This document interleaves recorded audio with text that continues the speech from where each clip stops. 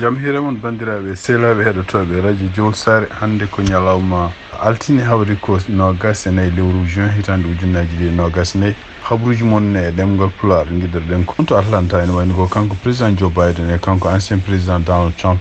goto men fof woni koye fewnitade pour ñalawma alhamis e wonde pottital mabɓe komi wiyata débat kamɓe ɗiɗo fof banggueji ɗi fof goto men fof nena yimɓe supporteur uji mum walla yimɓe ɓe ganduɗa ɓe wiyeteɓe surrogate ko yimɓe walloɓe ɗum ko fati campagne toon ñalli to Atlanta hande ko toon goni campagne uji mumen ɗum ɗo fof ko wawde wallude kadi kamɓe ɗiɗo candidat ji goto maɓɓe fof wonde yimɓe Atlanta naɓe walla yimɓe Georgia naɓe beele ne mbawa wotandeɓe wotoji baɗɗoji ñande 2 novembre fof ñande alhamis nde ko kamɓe pottata toon débat mabɓe wonone wayno ko CNN kadi wonnata kañum ardoto ɗum ɗum naati kadi ko haala ene wayno surtout kamɓe républicain surtout kanko Donald Trump won haalluji ɗi o haala noon ko fate Biden pour wiide wonde ko neɗɗo jejjito ko neɗɗo kadi kañum hoore mum yaadu normal so ummima to nokku towɗo walla koye noon saji haala mum kala to kono noon wayno koɓe ɓe mbayli haala mabɓe oɗo saji joni si babude surtout yen hono kanko gouverneur mo North Dakota ko biyeteɗo Doug Burgum e wayno fuɗɗima haalde haalu wonde ko kanko président Joe Biden ko neɗɗo baɗɗo campagne uji ken wiyelaade kewɗi gonɗo meɗɗo wonde campagne uji mum guila e Sénat hay kadi meeɗi wonde président waɗi campagne uji kewɗi ko fati ɗum ɗon ayi ko neɗɗo mo ganduɗa en joguiɗo expérience no fewi donc ko wona neɗɗo mo ganduɗa en pour wawde mum wawde haalde walla huccidde ko wiyete candidat ji foɗodirde haaluji ko fati ɗum ɗon wona neɗɗo poɗɗo welsindede ɗum noon kadi ko ene wayno koɓe puɗɗima waylude oɗo saha joni bonniɗi ndimo e kadi ban noon hono kamɓe noon so kam banggue républicain ji ene wayno koɓe gullitoɗo saha joni ko wiide wonde ko leydi ndiyan ko fate surtout toon to frontiére uji to ko kanko président Joe Biden woni bonnude ɗum e ɗum noon wondi ko yimɓe natoɓe surtout immigré ji e surtout kadi e konngudi makko kanko Donald Trump mon continue bonnude yimɓe ɗiɗon immigré ji e surtout kadi e fawde Biden da en ko bonni leydi ndi nanni kañum jaaɓi wonde ko ɓe ɗiɗo immigré ji naata toon no kamɓe noon banggue démocrate noon kanko Joe Biden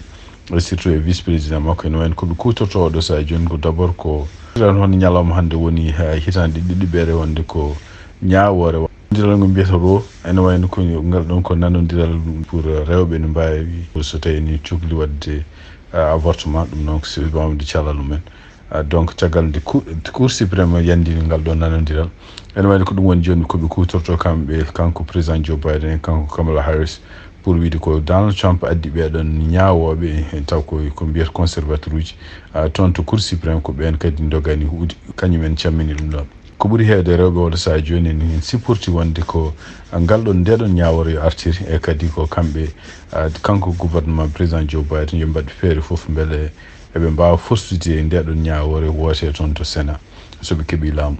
ko wawi wonde fof ene wayno ko ñande débat nde ko ñanen kadi andete hono kanko président Joe Biden sibabude heɗotoɓe ɓe e holko jogori kadi holko ɗamine e makko kadi so tawi o heeɓi duuɓi nayyi goɗɗi pour holko wawi waylude leydi oɗo saha joni mo yetta wonande kadi sondage uji jaltuɗi wonde ko économie o wawi heblade ɗum ha wasi yan no sécurité noon en yanani surtout ko mbiyata inflation kono noon est ce que duuɓi nayyi garoji so tawi o heeɓi laamu holko jogori wadde ɗum noon kadi ko hunde fadade hawnaki débat o mo yaltin ɗum noon ñande alhamis nde woni débat mabɓe ko jiita ɗum ha hande toon to États-Unis no kanko hanto Biden en wayno oto saha joni ɓe mbaɗi henna ɓe mbi wonde ko tugnade kadi avocat makko ko haali ñawore fawnode makko ñanden toon to Wilmington ene wayno ko ndeɗo ñawore oto saha joni ɓe mbawi wiide wonde ko ñawore nde fotanno wadde par ce que ñawore nde fonno fadde ko ha cour d'appel on tribunal goɗɗo ɓurɗo towde kañum hoore mum callinoɗo appel aji makko ha waɗa kañum hoore mum yamirore wonde ko ñawore no foti kono ene wayni ko kanko juge debbo gonɗo toon to Wilmington o wi wonde ko ɗum ɗon hay sinno ko tribunal towɗo waɗani yamirore ɗum ɗon haɗatamo kanko debbo o continue ñawore makko siftintan tan oɗon debbo biyeteɗo juge Marie-Hélène Norika ko kanko hoore makko artiri ñawore nde pour ko fate hanto Biden ko takka wonde ne soodi fetile oɗon sane wona dorko haysindo hanto Biden kañum hoore mum waɗi jaɓodirino e prosécuteur taw fotan ñawede ko kanko artiri o wi ɗum ɗon ma ñaawe nder noon haalluji ɗi o haali o wi no wonde ko kanko fadde tribunal ɓurɗo towde pour wadde kayide walla wadde yamirore wonde ko ñawore no foti fuddade ɗum hattama wadde ñawore tribunal makko ko wawi wonde fof en wayno ko oɗo sa joni o kamɓe avocat ji makko kanko Hunter Biden ɓe mbi wonde ko il faut ko ñawore nde wat kabaruji e ɗemgal Pulaar e radio Jawol Sare. ha hande habaruji men États-Unis ɗum noon ko habaruji kadi international hono kanko biyeteɗo Julian Assange ene wayno ko kanko cokkanoɗo ɗo dumon fof toon to Angleterre kadi ko neɗɗo takkanoɗo e nder kiitale ujunnaji 210 ha ujunnaji 211 kanko hoore makko yaltini kaahitaji kewɗi walla document ji kewɗi document ji surtout ne haala hen gueɗe mabɓe kamɓe américain ji gueɗe militaire uji secret ji surtout en yimɓe mabɓe wonnoɓe toon to Irak e Moyen-Orient gueɗe ɗe mbaɗi toon to gueɗe nefniɗe e ɗum ɗon noon kanko ɗon Assange o wallodirno e militaire goto biyeteɗo Chelsea Manning kadi ko kañum rokkunomo ɗiɗon habaruji après caggal mo waɗi e nder page uji makko o yaltini ɗum ɗon oɗon saaha noon omo takkano gueɗe 17 e ɗen gueɗe kadi ko gueɗe ɗum noon kadi ko gueɗe ɗe o takkano nder ñawore waɗuno nde hitande ujunnaji 19 ndeɗon ñawore kadi ene wayno ko gueɗe hawnaki so tawi yettinoma rewino lawol ene wawno ko hunde nde wawde sogdemo ken wona duuɓi 175 hitande ko wawi wonde fof ene wayno ko oɗo dumon fof kanko downoɗo fayi to Angleterre ko toon o nanggano ɓe kalano ko pour yoɓe gartirmo ɗo e États-Unis kanko noon toon to Angleterre noon ene wayno ko ñaawi wonɓe toon ɓe mbiɗon ko mbawa woppudemo o yaha États-Unis so tawi keɓani garantie wonde so yettima ga États-Unis o warataki ko wawi wonde fof e nanodiral bangal hande hono hakkude kamɓe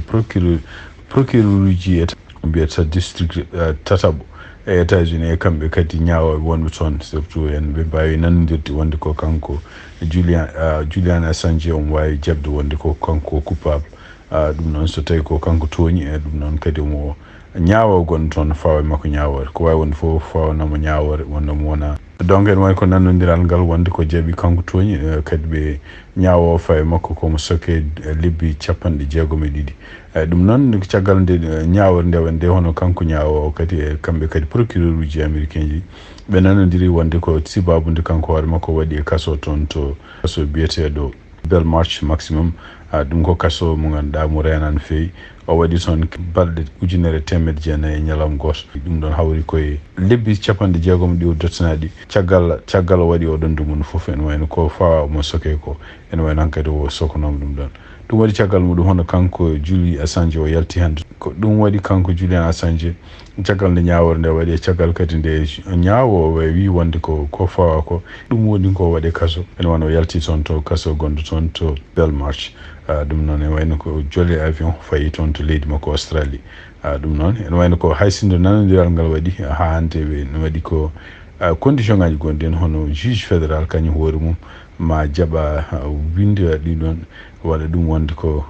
ngal ɗon nanodiral waɗi kanko ko Julian Assange o jaɓodiri kadi procureur ji américain ji habaruji men international ha hande toon to Burkina Faso hono colonel Assimi Goïta ene wayno kono ɗaminama ya janggo toon to Ouagadougou ɗum noon ko ñande janggo ko 25 lewru juin hitande ujunnaji 2024 koye nawatama toon noon e tugnade kadi ko radio France international haali wi wonde ko wawde hesɗitinde cehlagal gongal hakkude Burkina Faso e Mali maw fotti toon kadi hono garduɗo leydi Burkina Faso hono capitaine Ibrahima Traoré ene wayno ko kamɓe ɗiɗi ɓe fof kadi maɓe mama mbawa kadi ƴewtade cehlagal gongal hakkude leyɗele mabɓe ɗe holno wawi kadi ɓeydade moƴƴinirede ɗum noon kadi ko tugnade kadi communiqué officiel gumi toon donc nguɗo jillo ari ko caggal yontere nde nanduno toon to Burkina Faso wonde ko dille mbaɗin toon e ɗum noon e kadi wiyanomo kadi wonde kene wona hakkude 1jeetati e 120 neɗɗo dadiɓe malinaɓe ene wonde kadi taw ko yimɓe kadi mercenaire uji gonɓe Wagner garini toon to Burkina Faso ɗiɗon haaluji fof wono kanko capitaine Ibrahima Traoré o yeddi wi ɗum ko fenade o wi kadi hay dilli gote mbaɗani toon ɗum noon ɗum ɗo ene wayno ko kumpa wonande kadi mejaji goɗɗi kanko Ibrahima Traoré noon e laamu makko oɗo saha joni ene wayno koɓe ɓeydi wadde pression ngaji e mejaji walla galleji jaydiyankoɓe walla jaydiyankoɓe kañum koye men wasde rokkude ɗumen hattan wadde liggeyaji muɗum pour wadde jaydiyankagal toon to Burkina Faso toon to Kenya e tugnade kabaruji gumiri toon hono kamɓe laamu Kenya ɓe mbaɗi hannde son cérémonie ɗum noon ko yamirde yimɓe hakke noon ujunere neɗɗo taw ko yimɓe dadiɓe faade toon to Hayti ɗum noon ene wayno ko kamɓe ɓeɗo ɗum ɗo ko convoi gaddano kamɓe militaire uji ɗaminoɓe ɓe jaha toon gila octobre ko toon hannde ɓe gummi toon to Nairobi faade to Hayti ɗum noon ene wayno ko oɗo kadi ndiɗo kadi ko leydi jaɓodirde Nations Unies taw pour mbawa neldude militaire uji toon to Hayti wawde wallude ndiɗo leydi e artude deejre e artude kadi ko wiyete démocratie. Donc ene wayno ko kamɓe militaire uji walla policier ji ummotoɓe toon to Kenya ɓe jeeya kadi koye doole dadiɓe taw koye jimande Nations Unies fotɓe yaade toon to illa biyeteɗo Hayti e nder ujunere neɗɗo ɗon ponnoɗo yaade toon e wayno oɗo saha joni fuɗɗoto yaade toon kene wona 100 neɗɗo taw ko militaire uji pour yettade toon to Port-au-Prince ɗum noon ko to Hayti. Habaruji men international hande toon to Israel hakkude muɗum e Hamas walla hakkude muɗum e Palestinaɓe e habaruji gumiriɗi toon Al Jazeera ene wayno ko Israel oɗo saha joni nena waɗi pression ngaji wonde toon to Gaza ɗum noon e tugnade ko Nations rapport tugnade kadi ko haalta taw haali ɗum ko yimɓe jeeyaɓe toon e Nations Unies e yimɓe kadi wonɓe organisation ngaji goɗɗi balluji mbi wonde ko oɗo saha joni ken wona 195 ujunere palestinaji oɗo saha joni woni koye caɗele ate heege ko fate kadi kala ko woni safaruji ɗum noon ene wayno ko hayso bomboji mbaɗani ɗumen mbawi mayde sababu ɗum ɗon ɓe mbi wonde kadi e ñalawma hen kene woni au moins kadi ko famɗi fof hakke sappo yimɓe palestinaɓe sappo maayi toon to Gaza ɗum noon ko taw garno kañum hoore mum ko ƴewde balle ko fate ñamde toon to mbiyata Khan Younis ngoɗon wuuro kadi woni ko banggue rewo Gaza ɗum noon ko ene wayno ko Israel naɓe berlemo e bomboji taw ɓe garno ƴewde kokoɓe ñaami e tugnade hande Nations Unies ko haali ɓe mbi wonde ko oɗo saha joni ala fof hankadi ko woni toon ko daari hunde fof bonnama e ɗum noon kadi ene wayno ko oɗo saha joni hono kamɓe sukaɓe wonɓe toon jeeyaɓe toon eɓene maaya sibabunde ronkude dañde ko ñamni fude dañde ko yari e kadi ene wayno taw noon ene wayno autoji nene daari ha wayno leydi ene kaɗa nadde taw ne jogui taw autoji ha wayno leydi ene gonni frontiére taw Israel naɓe ene kadi ɗumen nadde taw autoji ɗi mbaɗi ko balle e tugnade kadi e konngol makko kanko Benjamin Netanyahu o wi wonde hay sinno ko nanodiral waɗi fate cessel fof to Hamas jaaɓi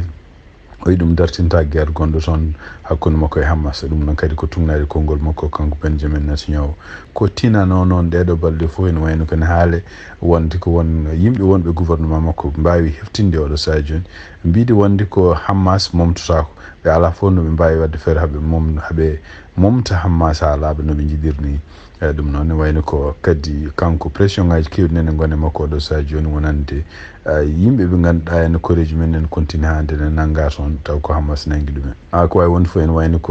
wayno kadi ko pelle palestinaɓe hewɓe kadi ka mbawi kañum hen koyemumen wulditade wonde ko Israel ko kañum hoore mum yiiɗa wonde jabde cessez-le feu taw ko mo ganduɗa ko président États-Unis Joe Biden kañum hoore mum propose no ɗum e tugnade kadi ha hande Al Jazeera ko haali wi wonde ko ñalawma hande o kene wiye 37 ujunere 626 neɗɗo ko ɗum wiya maayi toon to Gaza tuggitande guerre o fuɗɗi ñande 7 octobre ɗum noon ne waɗi kadi 86 ujunere neɗɗo e 96 neɗɗo ɓeɗo fof ko gañiɓe e sababunde bomboji goni toon Israel oɗo saha joni contante kene mayɓe muɗum ko ujunere 139 neɗɗo habaruji men international cakkitotoɗen ko toon to Mauritanie e tugnade kadi communiqué gummiɗo toon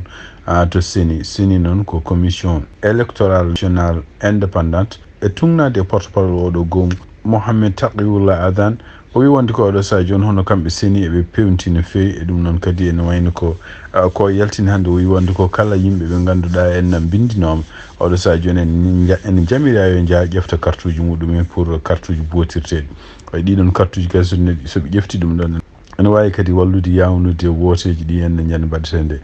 siftini ɗon noon woteji ɗi mbaɗete ko ñande 29 lewru juin ɗum noon kadi ne wayno ko candidat ji jeenayi goni ɗaɓɓoɓe suɓede oɗo saha joni pour ardade leydi Mauritanie ɗum noon e radio Jowol Sare tugnade kadi habaruji min keeɓi hono kamɓe campagne makko kanko Biram Dawla Beydi ene wayno eɓe jiiɗi fottude radio Jowol Sare ɗum noon ko janggo ñalawma kono noon ko ɓuuri wonde essentiel halluji hakkude radio Jowol Sare e kamɓe yimɓe toppitiɓe communication campagne makko kanko Biram Dawla Beydi ko goto e candidat ji toon to Mauritanie ko ɓuri wonde essentiel e halluji mamɓe kadi ma artire journal meɗen jamma janggo so Allah jaaɓi. bandiraɓe sehlaɓe heɗotoɓe radio Diow Sar ko ɗi habaruji min jogon noon hannde e ɗemgal Pulaar sifti noon tan hannde ko altine hawri ko 24 lewru juin hitande ujunnaji ɗiɗi 24 ko musidɗo moon Amadou Touré haldanoma moon yen mbaali jaam ha janggo kadi so tawi Allah jaaɓi on jarama.